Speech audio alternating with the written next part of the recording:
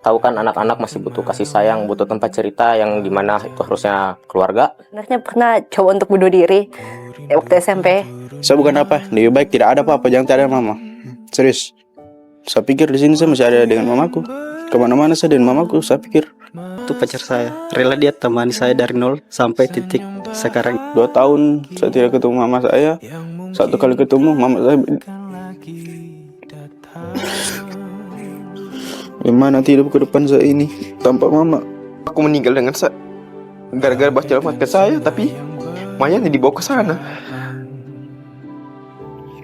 Bukan dikubur di sini. Sepelan air mataku, sadari waktu akan berlalu. Rindu yang lalu kan jadi satu. Senyumlah bersamaku, sabarlah menunggu, kita akan bertemu di ruang baru.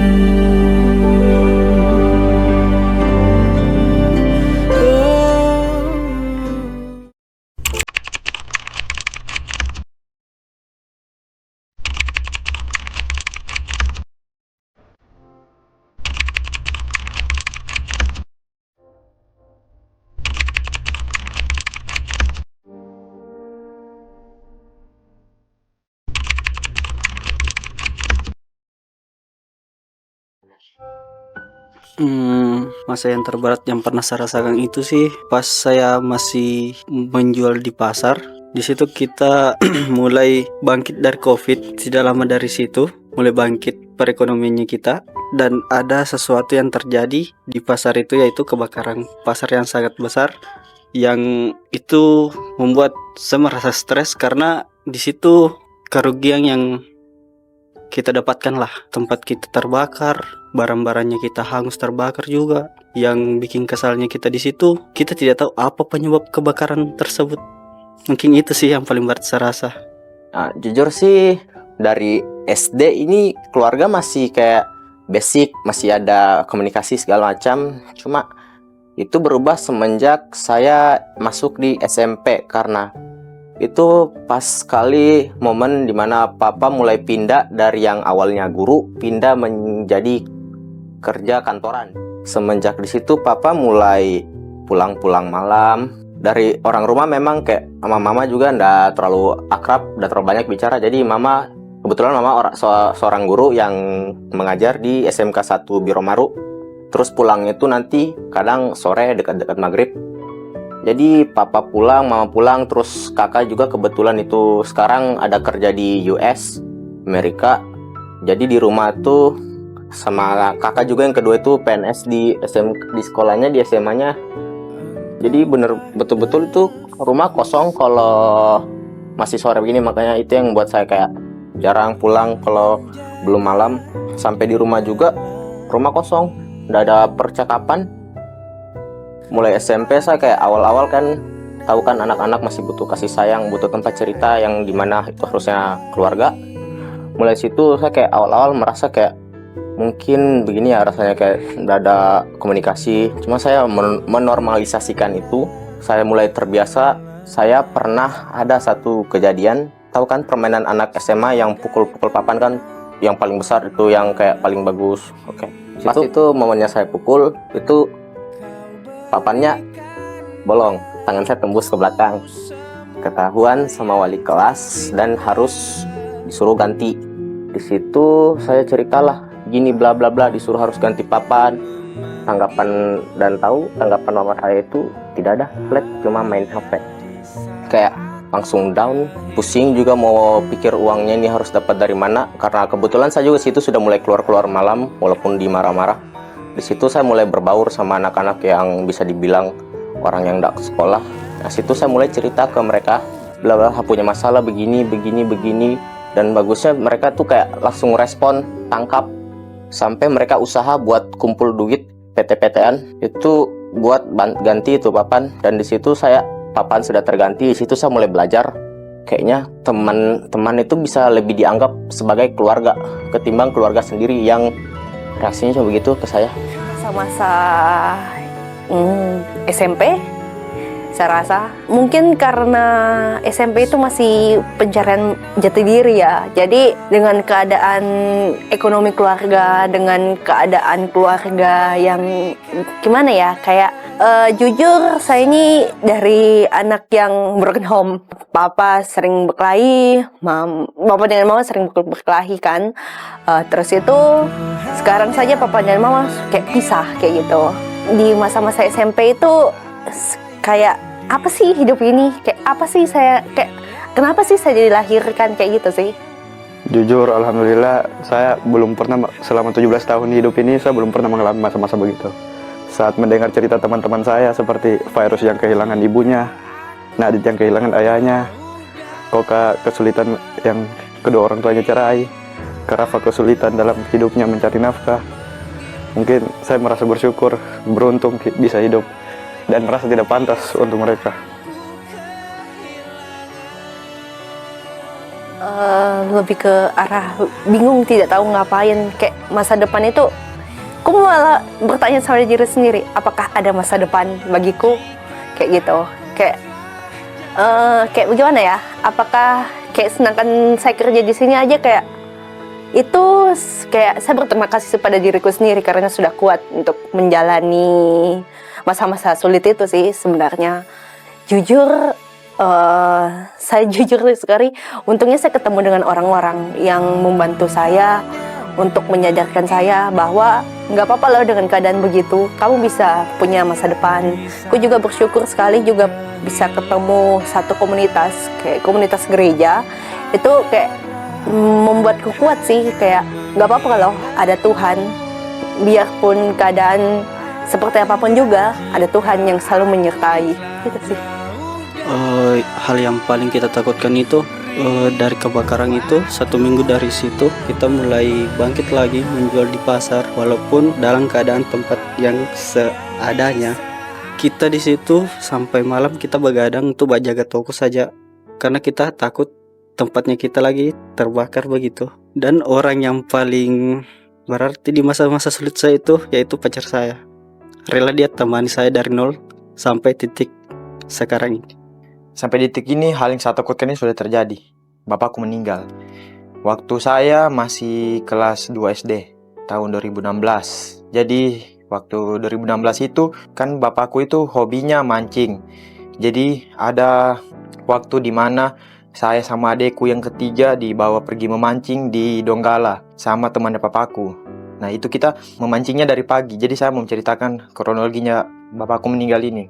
Jadi di situ kita memancing dari pagi sampai sore. Posisinya juga akhir tahun yang dimana cuaca itu lagi kencang-kencangnya, seperti ombak laut itu kencang, angin. Mungkin lantaran terlalu lama dari pagi sampai sore saya temani papaku memancing, mabuk laut sudah saya. Jadi pas sudah jam 4 sore begitu saya jatuh di laut. Jadi posisi memancing di situ di kapal tongkang. Jadi mungkin lantaran sudah mabuk laut, jadi saya jatuh ke laut. Bapakku di situ langsung melompat tolong saya. Tapi karena posisi di situ kan cuaca kencang, angin kencang, jadi ombak itu, dan papaku juga ada riwayat jantung gitu, mungkin pas meloncat itu dia langsung pecah pembuluh darahnya. Jadi pas di laut itu posisiku betul-betul saya tidak tahu sudah bagaimana sudah posisiku di situ, karena pas bapakku melompat dia gak jauh dari posisiku. Jadi tabrak ombak. Pas sudah dia tangkap saya, dia sudah dapat. Saya tiba-tiba saya lihat papaku itu bakal keluarkan busa begitu dari mulutnya karena sudah pecah pembuluh darah. Jadi saya tidak berpikir negatif. Nah setelah itu sudah ada orang bantu tolong saya naik ke kapal.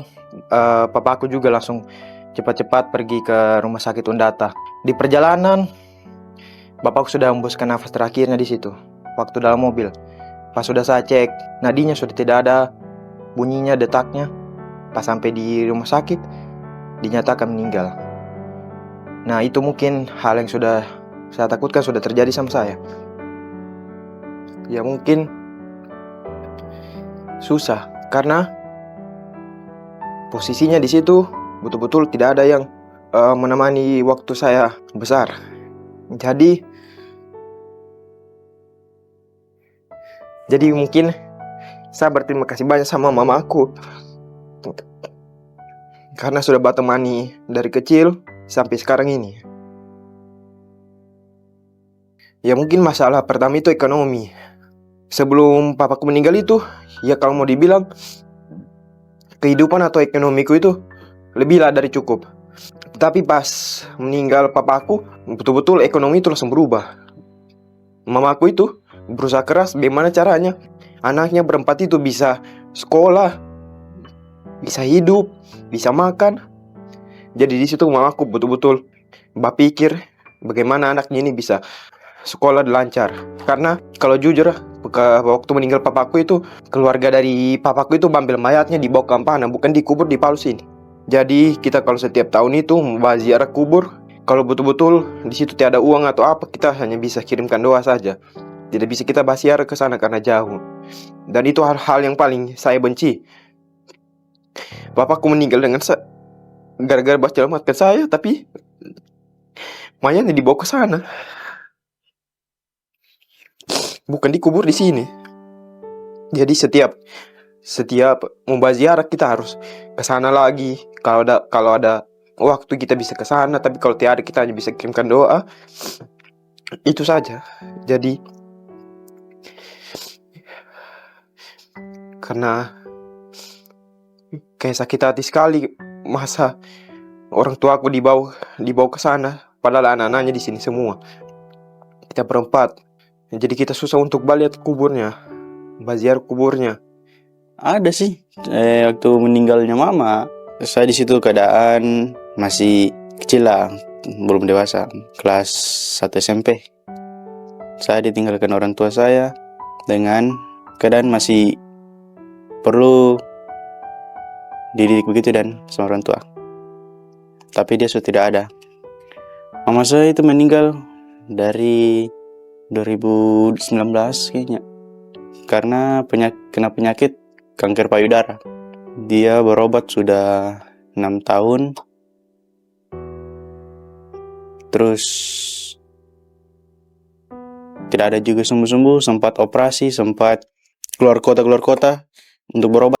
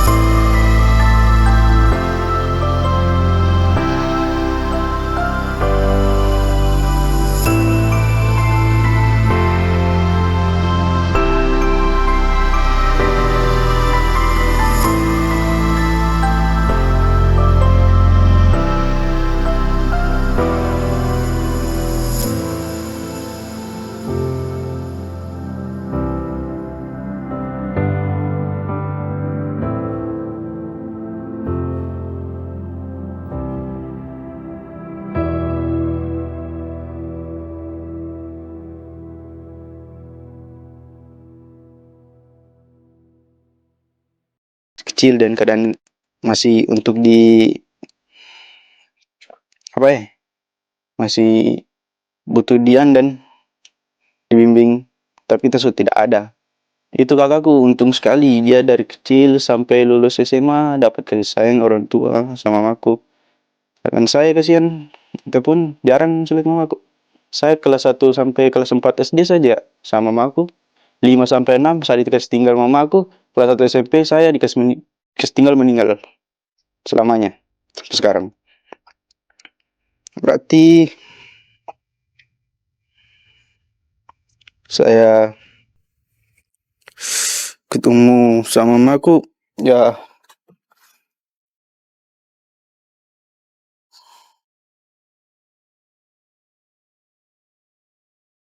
Mungkin kalau kehilangan salah satu dari mereka mungkin sama rasa terpukul, tapi mau tidak mau itu sudah takdir. Kita harus siap dalam keadaan apapun itu. Meskipun aslinya kita tidak siap, tapi keadaan memaksa, kita harus siap.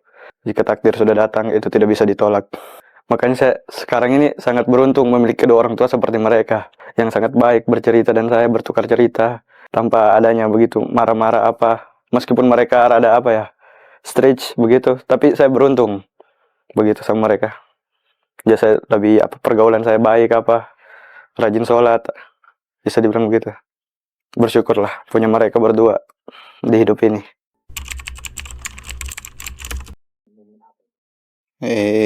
ada. Saya ingat itu waktu saya kecil, apa yang saya mau dikabulkan.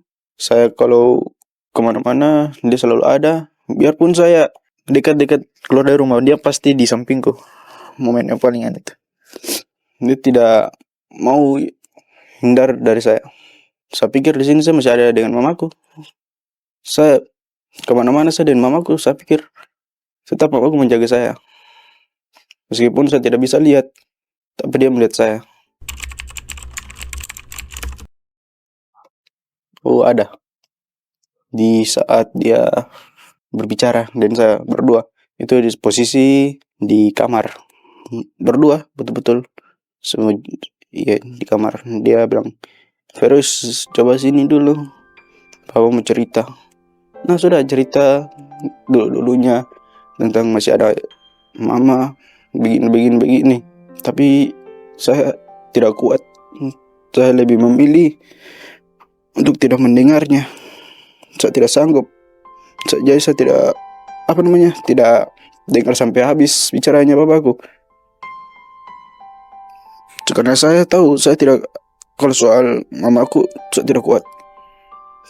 Masih ada mama, ya beruntung sekali. Saya kasihan kecil, cuma sampai kelas 4 SD bertemu mama saya. Itu pun 5 kelas 6 SD, 2 tahun saya tidak ketemu mama saya. Satu kali ketemu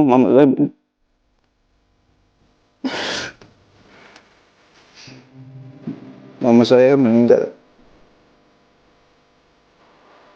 Dan dari situ saya sudah hancur hidup saya. Saya merasa, gimana hidup ke depan saya ini tanpa mama.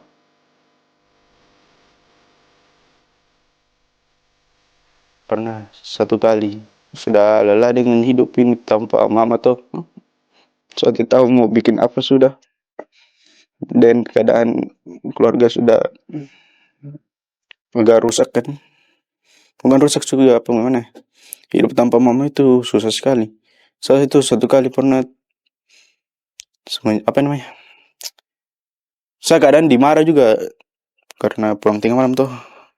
Dimarah sama bapakku. Marah. Kasih tahu kalau masih ada mama kau ini, mungkin kau tidak jadi begini. Kalau kau virus, kau sudah kurang ajar semenjak tidak ada mama. Nah di situ saya sendiri pikir, saya bilang, bagaimana kalau masih ada mamaku saya dengan keadaan besar begini. Coba seandainya ada, saya tidak pasti begini. Saya juga butuh tenang, dan di luar sana sengaja sebelum pulang tengah malam. Kan selama ini saya sudah berapa, dari kelas 3 SMP sampai sekarang itu saya pulang tengah malam terus sampai sekarang. Karena saya butuh tenang kan, saya butuh sama teman-teman untuk bercanda-canda, untuk tidak membawa anu kan, untuk melupakan yang hal ini. Sekarang bapakku jujur, bapakku sekarang angkat tangan, sudah tidak mau banyak urus sama saya. Saya tidak turuti maunya kan. Jadi saya pikir, coba masih ada mama, masih ada ibu, saya tidak akan begini, saya tidak akan rusak seperti ini. Ya, mau di apa? Untuk sekarang sih tidak ada, karena berdasarkan pengalaman waktu belasan tahun itu, aku belajar bahwa pengharapan itu sungguh ada dan Tuhan itu sungguh menyertai kita sesulit apapun itu juga. Jadi sesulit apapun yang saya rasakan, meskipun saya kadang menangis, tapi saya jujur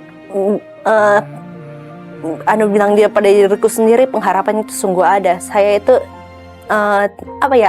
tidak ditinggalkan oleh siapapun juga. Masih ada Tuhan di samping saya, meskipun orang-orang bisa menjauhi saya, bisa saya merasa kecewa kepada manusia, tapi jujur saya merasa saat ini Tuhan itu selalu menyertai dan melindungi saya. Itu yang bikin saya kuat. Bisa membuat bangkit saya itu ketika saya sudah merasa di pasar itu sudah tidak ada harapan lagi. Saya mulai cari pekerjaan. Akhirnya saya dapat pekerjaan di sini, di Tribun Palu sini. Walaupun cuma sebatas OB, tapi ini sangat berarti dalam kehidupan saya, yang bisa membantu perekonomian saya sampai saat ini. Orang yang selalu semangati saya itu saudara saya yang di sini, sama pacar saya juga selalu semangati saya tiap hari. Dan jangan pernah menyerah. Saya hidup itu hanya untuk orang tua, ibu bapakku. Saya dibesarkan meskipun hanya sampai 17 tahun, sisanya saya bisa hidup sendiri. Saya tetap mengusahakan segala sesuatu itu untuk orang tuaku, papaku, mamaku. Karena saya lebih dekat sama papaku daripada mamaku. Mungkin itu sih saya selalu ingat itu papaku sih. Kalau bukan dia usahakan meskipun dalam keadaan kurang, dia selalu mengusahakan itu. Hidup matiku hanya untuk orang tuaku. Sebenarnya pernah coba untuk bunuh diri waktu SMP, jujur. Bukan aja. Terus itu aku cuma ingat satu ayat sih sebenarnya dari Alkitab. Kayak masa depan itu sungguh ada, pengharapan itu sungguh ada. Kayak sesulit apapun juga Tuhan selalu di sisiku. Itu sih yang bikin saya ketika aku ambil pisau, jujur itu yang teringat di otakku. Jadi saat itu aku menangis sejadi-jadinya karena teringat akan satu ayat itu, dan itu saya rasa Tuhan yang menyertai saya. Saya melihat perjuangannya mamaku yang bisa sampai membantu kita untuk bersekolah. Jadi saya berpikir, masa mamaku bisa, kita yang anak-anaknya tidak bisa. Saya juga di sisi lain tidak mau mengecewakan mamaku. Jadi saya berusaha semaksimal mungkin meraih prestasi-prestasi apa yang harus saya dapatkan. Saya belajar banyak juga dari kejadian-kejadian yang sudah pernah saya dapatkan. Seperti hal yang indah itu tidak selamanya indah. Karena kita di dunia ini tidak ada yang selamanya. Apapun yang kita miliki itu tidak ada yang kekal, semua pasti akan kembali. Seperti papaku yang tiba-tiba meninggal, dan dulu awalnya yang saya kehidupannya lebih dari cukup lah, tetapi ada waktunya juga itu semua akan kembali. Itu saja sih, jangan terlalu berharap. Terima kasih. Sebelum dia pergi, 1-2 hari sebelum dia pergi, dia bilang titip Virus sama Fauzan, mama titip pesan, jaga papa, jangan bantu orang tua, ikuti saja katanya papa mau, iya saja, jangan dibantah, terus semangat, sukses selalu Virus. Mama bisa harap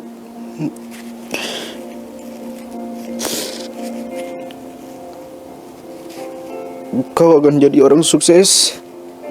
Jangan menyerah. Jalani hidup terus. Apa di situ dia bilang mama tidak lama lagi. Saya tidak tahu sih apa maksudnya. Kan saya masih kan, tapi cuma itu saya ingat saja. Saya itu jujur, saya sering sekali dibeda-bedakan sama anak-anak lain, sama keluarga-keluarga. Saya paling tidak suka sekali. Itu dibilang itu anak orang sana sudah jadi ini. Kau, sudah. Saya bilang, saya pasti akan buktikan suatu saat nanti saya akan sukses. Saya akan bayar semuanya dengan kesuksesan sendiri nanti kepada papa saya dengan mama saya. Saya akan buktikan di depan kuburannya mama saya itu kalau saya bisa jadi anak yang sukses yang dia bilang sebelum dia pergi.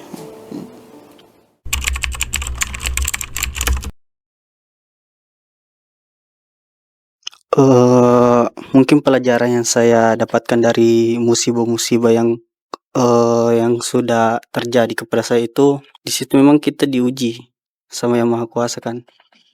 Di situ saya bersyukur, saya dikasihkan kesabaran, disuruh kuat dalam situasi yang begitu. Disinilah peran Yang Maha Kuasa itu sangat berarti bagi saya. Pasti ada jalannya untuk bangkit. Pelajaran yang paling berharga bagi anak-anak yang mungkin broken home seperti saya cuma mau bilang kalian itu tidak sendiri. Kalian itu masih ada harapan kok, masih bisa untuk menggapai cita-citanya kalian.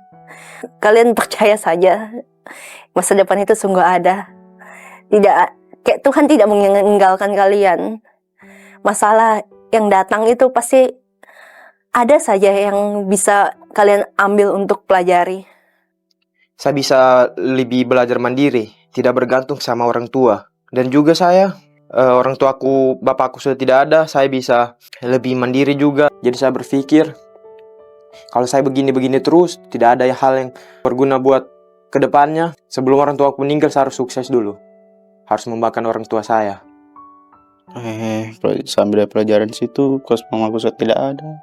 Saya itu harus mandiri, tidak bergantung kepada keluarga, harus sukses. Bagi orang yang sedang berjuang, semoga kalian tetap kuat sih dalam menjalani kehidupan kalian masing-masing. Setiap ada ujian, di situ ada jalannya juga. Di situ ada kesabaran yang dikasihkan sama Yang Maha Kuasa. Anak-anak itu butuh kasih sayang. Jadi sebelum anaknya kayak mati rasa kepercayaannya itu ke orang tua, mending dekatkan memang sebelum itu terjadi, karena takutnya kasusnya sama seperti saya. Pesan buat orang di luar sana, hal yang indah yang sudah kamu dapatkan dalam hidupnya kamu, itu diingat baik-baik. Karena momen-momen indah, hal-hal yang indah itu tidak selamanya akan seperti itu. Pasti ada di mana waktunya itu semua akan hilang.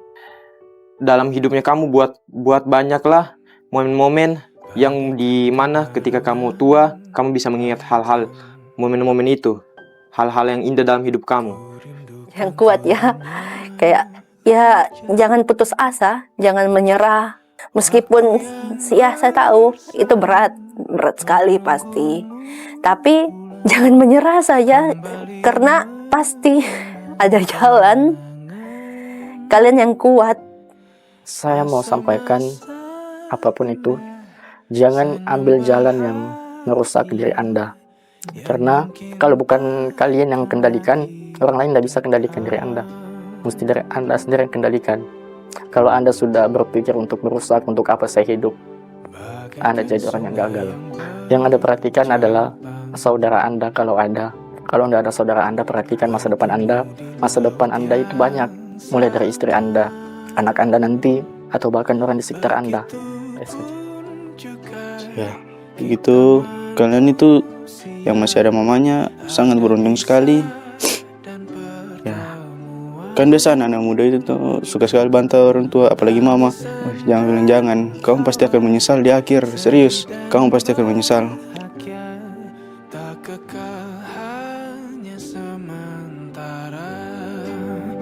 Usap pelan air mataku, sadari waktu akan berlalu. Rindu yang lalu kan jadi satu. Senyumlah bersamaku, sabarlah menunggu. Kita akan bertemu di ruang baru.